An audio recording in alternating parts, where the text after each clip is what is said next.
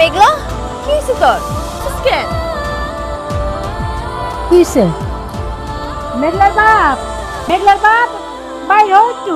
কিসে মারে ওমা কিসে কান্দাস কেন? তোর কেউ কিছু কইছে?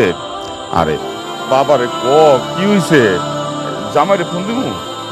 না ওই বিশ্বাসঘাতকের আর ফোন দিও না আব্বা। আমগো সবার লগে বিশ্বাসঘাতকতা করছে। কোনো ঝামেলা হয়েছে? তুই মনে হয় আবারও ভুল বুঝাবুঝি করছিস তাই না? এর আগেও কিন্তু তুই দুই তিনবার একটু ভুল বুঝাবুঝি করছিস। এইবার আর আমার কোনো ভুল হইতেছে না, নিজের চোখের সামনে সব দেখছি তো।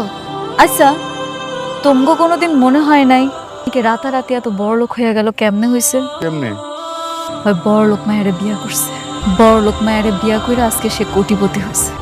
জামাই বিয়ে করতে চাইবো কেন? তোর কত ভালোবাসে, তুই ঠিক উল্টা পাল্টা শুনছিস কারোর কাছ থেকে। আরে মা আমার এটা বিশ্বাস হয় না, জামাই এমন কাম করতে পারে না। আমার মনে হয় তোরে কে কি কইছে এইটা নিয়ে তুই তারে ভুল বুঝতেছিস। আমি আমার নিজের চোখে দেখছি, নিজের চোখে কেমন অবিশ্বাস করুন তোমরা কও। বৃষ্টি আমারে পরিচয় করাই দিছে তোর হাজবেন্ড।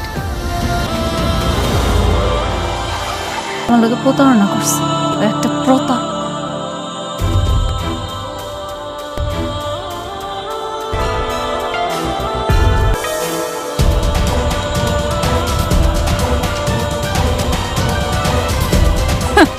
কিরে লজ্জা করে নাই?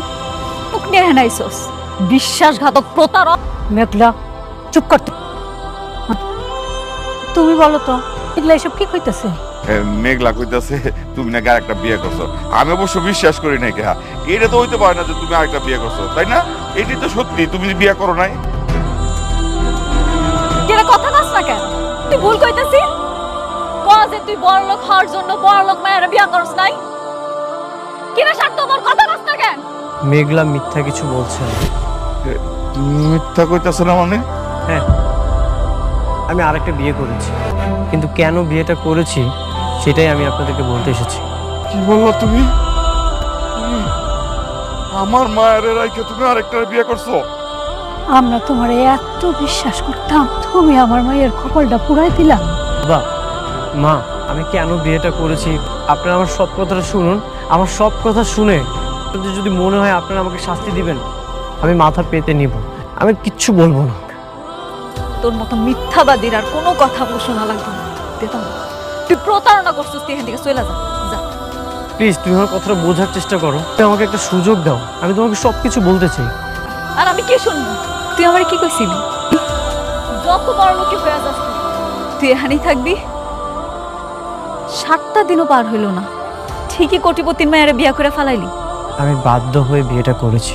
তোর মতো জঘন্য মানুষ সব কিছু করতে পারে। তুই যে আমার স্বামী সে নামটা আমি মিথ্যা ফেলব। কিরে খারাপ হইছস কেন? চলে যা। মেঘলা তুমি আমার সব কিছু শোনো। চবে হ্যাঁ এখনো খারাপ হইছস? তুই যাবি না? আরে যাস না কেন? তুই যা। আরে তুই চইলা যা, তুই যা।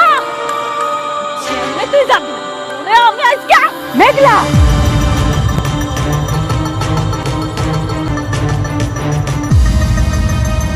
মেঘলা, তুমি আমাকে জুতা দিয়ে মারবে? করছস, তার জন্য তোর জুতা বিটা করা উচিত, কিন্তু করুম না। কেন করুম না জানোস? কারণ আমি তোরে ভালোবাসি, তোরে সম্মান করি। একদিন হইল তোর লগে আমি সংসার করছি। তো ভালো কইতেছি চইলা যা। অনেক খারাপ থাকবি এখন আমার জানাতে, কিন্তু চইলা যা।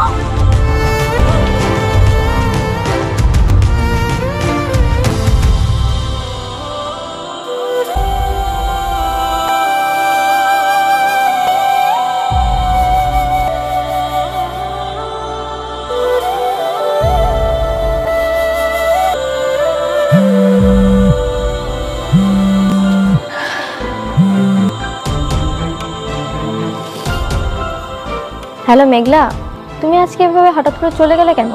গেছি এটা কি তোমারে কৈফিয়ত দিতে হইব? তুমি রেগে কথা বলছো কেন? আমি তো তোমার কোনো ক্ষতি করিনি। না তুমি আমার কোনো ক্ষতি করো নাই। তুমি আমারে কেন ফোন দিছো সেটা কও। হঠাৎ করে দেখলাম তোমার মুড চেঞ্জ হয়ে গেল আমার হাজবেন্ডকে দেখে, এর কারণটা কি? তোমার স্বামীর দেখে আমি চলে যাবো কেন? আমার কাজ ছিল এই জন্য আমি চলে এসেছি। আর একটা কথা বলে রাখি তোমারে, আজকের পর থেকে না তুমি আমার ফোন দিবে না। মতো বড় লোকের আমি ঘৃণা করি, চরম ঘৃণা করি। আচ্ছা তুমি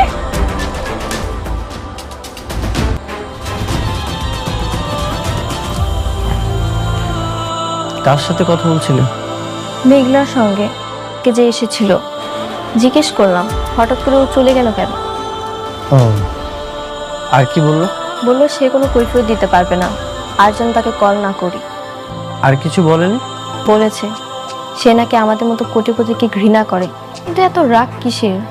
সে যেহেতু নিষেধ করেছে, তাকে আর ফোন দেওয়ার কোনো দরকার নেই। তার কাছে কেন ছোট হবে? ঠিকই বলেছো তুমি। কারণটা কি? বৃষ্টি, বাদ দাও, চল আমরা ডিনার করে নিই। যাও তুমি, আমি আসছি। কিছু তো একটা গন্ডগোল আছে, কিন্তু সেই গন্ডগোলটা কি সেটাই খুঁজে বের করতে হবে।